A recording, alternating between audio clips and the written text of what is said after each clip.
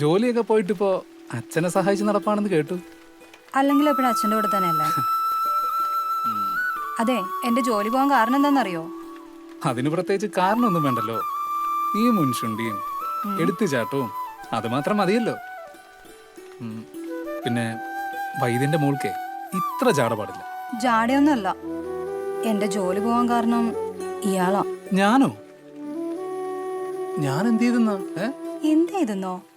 പട്ടാപ്പാല ആൾക്കാർ നോക്കിക്കേ എന്നെ ബൈക്കിൽ കയറ്റിക്കൊണ്ടുപോയിട്ട്. ഓ അതോ?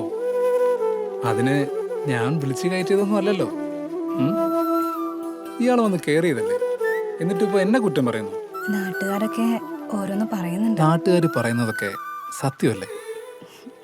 അല്ലേ? ഇങ്ങനെ കിന്നാരം പറഞ്ഞുകൊണ്ടിരിക്കാൻ എനിക്ക് സമയമില്ല. മഴ വരുന്നു, അച്ഛൻ അന്വേഷിക്കും. ഞാൻ പോവാം. അതെ, ഇനിയിപ്പോ വന്നു കയറണ്ട.